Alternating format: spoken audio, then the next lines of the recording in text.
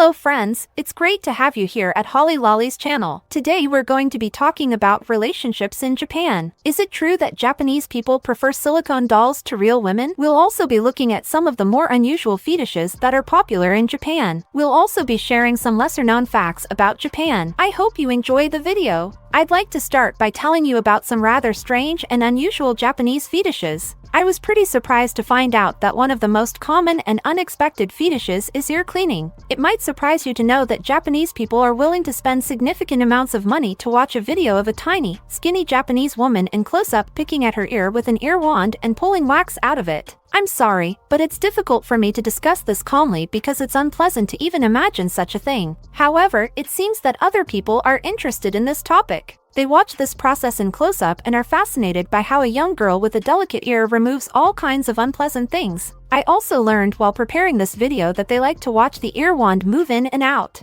You know what I mean. And let's move on to the next fetish. A lot of Japanese people are into medical themes. The simplest thing is dressing up in a medical uniform. If we're talking about something a bit more exotic, then there are paid videos featuring girls giving themselves enemas, and it seems that some Japanese people enjoy watching this process. They also like the genre where the girls examine themselves, like a gynecologist or a dentist. Another less common but still unusual fetish is women's fights. There are two types of this fetish. The first type is when one woman suddenly approaches another woman, who has no idea what's coming, and slaps her with full force. The second type is when two women in their underwear sit and exchange slaps. This is the kind of unusual entertainment, if you can call it that. There's also a more popular version of this fetish that involves a woman and a man. They fight, and at the end of the fight there's intimacy. The next thing I'd like to mention is that many Japanese people prefer silicone dolls to real women. Thankfully, this isn't as common as you might think. We can't say that 1 in 5 Japanese people do this. But it does happen here though.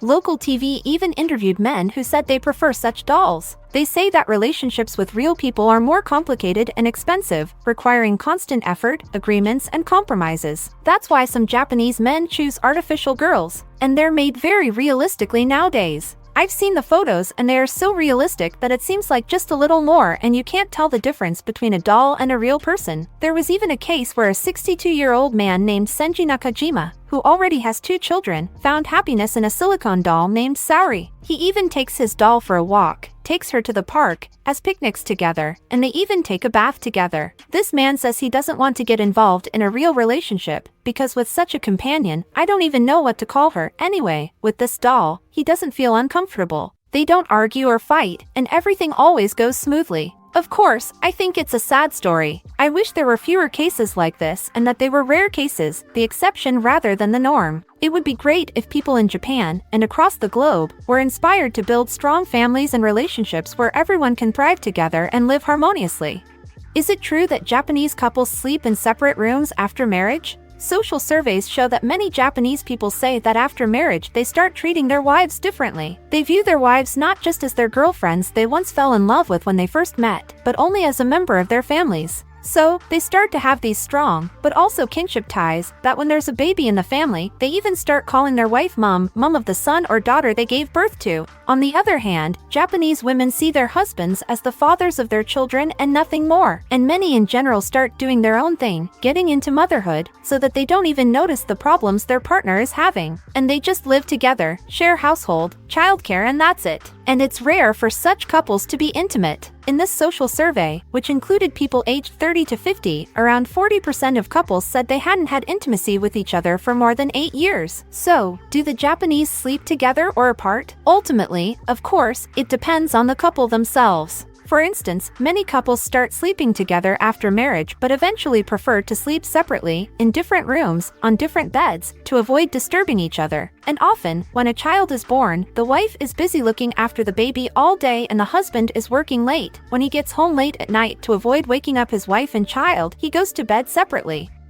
There's a ritual in Japan called Neori. It is such an ancient tradition of eating food where a naked female body is used instead of dishes. The Japanese culture has not traveled outside the homeland for a long time, but now it is gaining more and more popularity among the countries of Europe as well as America. Sushi and sashimi, which are the main dishes served at the alive table, cost 5 times the normal price. It was believed that the food was warmed by the body of the beauty and received her energy. The ritual lasted approximately 6 hours. Nude models first returned to our time at secret meetings feasts of the Yakuza, that is, the Japanese mafia. They were like a kind of symbol of luxury and wealth. Before serving sushi with the Neori ritual, the girl is given a lot of preparation for the ceremony. Sometimes, this whole preparation process can take about an hour and a half. First, the girl has to wash with special antibacterial agents. The main rule is to lie face up, without moving or talking. It's not easy to lie without moving for a long time because your muscles get stiff. To help them achieve this, the models even go through a training course on how to stay still in the face of external stimuli. After all, sometimes, and often it happens, people accidentally while taking food can hit the body with chopsticks, and it is very important that the girl did not twitch or stagger, did not react to an external stimulus. What's the story behind why Japan is actually called Japan? The Japanese refer to their country as Neon, and this is written in two characters. The first character, pronounced he, means sun. The second character, Han, means origin. That's how they got the name Land of the Rising Sun. Japan has been influenced by Chinese culture for a very long time, and Japanese writing also has its roots in China. As you might have guessed, the name Neon was also created under the influence of China. Japan is to the east of China. When Japanese ambassadors were addressing the Chinese rulers, they called their country Neon, the land of the rising sun, which is where the sun that rises in China origins. It's easy to see why the Japanese call their country Neon, but why do we call it Japan? How did the word neon become Japan? It doesn't sound alike at all. And here we come across a peculiarity of the Japanese language. One of the things about hieroglyphs is that they can have lots of different meanings. The word neon is also known as Nippon. If you say neon or Nippon to someone in Japan, they'll understand you just the same. And Japanese people themselves use both in their everyday speech. And our familiar name Japan probably came to us from either German, where it is read as Japan, or from French, where it is roughly read and pronounced as Japon. The Japanese have a rather interesting peculiarity. With them, you need to structure your communication in a way that encourages interaction. That is, so that both people in the conversation are actively involved. If for some reason one of the people in the conversation is quiet for too long, the Japanese will usually stop talking. The Japanese are very tactful, and if a conversation is going nowhere, they know when to stop it. When a conversation is over, the Japanese often say "ganbatte" to the other person. If you translate it literally, it means try, work hard. These words sum up the way the Japanese approach work. They're a reflection of their attitude towards it. It doesn't matter if they're selling some goods in a local shop or occupying a high position in a company. Put simply, the Japanese are expected to apply themselves to any task they undertake with dedication and commitment. It's pretty rare for Japanese people to travel, and there are a few reasons why. Firstly, many Japanese people feel like they owe their employers and colleagues, so they're less likely to take long holidays. The Japanese language is really quite different from other languages, which can create a language barrier for many Japanese people. This can make traveling abroad more stressful and less appealing. Japanese people often feel a bit out of their depth in a different cultural setting. They really value their culture and traditions, and can feel really uncomfortable when faced with other cultural norms. Safety is also a big concern. Japan is thought of as one of the safest countries in the world. As a result, many Japanese people neglect basic safety precautions when they travel abroad. For instance, they often forget not to carry their phone in their back pocket or wallet in plain sight.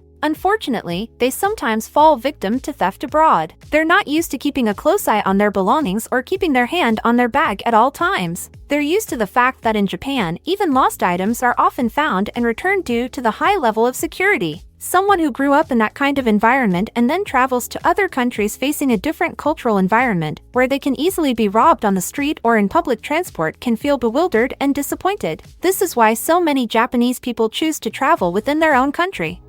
Fugu fish is one of the priciest and most risky delicacies in Japan. The fugu accumulates a very dangerous chemical in its body for which there is no antidote. Fugu stores the poison, but doesn't produce it naturally. There was even an experiment where fugu was grown without access to poisonous mollusks, and the fish was found to have no poison at all. Some sea creatures are poisonous, and their venom accumulates in the fish's liver, stomach, caviar, and skin. People who love this unusual dish say that the taste of fugu fish is unlike anything else. But fugu has another trick up its sleeve. It's thought that properly cooked fish can give a feeling of euphoria. The best way to cook fugu is to leave just enough poison so that the person who eats it feels a slight euphoria and even some second numbness. It takes at least 3 years of training for chefs to learn this skill before they can start working with fugu fish. Despite the best efforts of chefs, 10 to 20 people still die from improperly cooked fugu fish each year. I wouldn't risk tasting such a delicacy when lives are at stake, if I were you. I'd love to know your thoughts. Would you ever consider trying fugu fish? And even if you did, would you be willing to take a chance and taste this fish? Please leave your comments below, and thank you for watching. A big arigato to everyone who watched this video. I appreciate you all, and I look forward to sharing more content with you soon.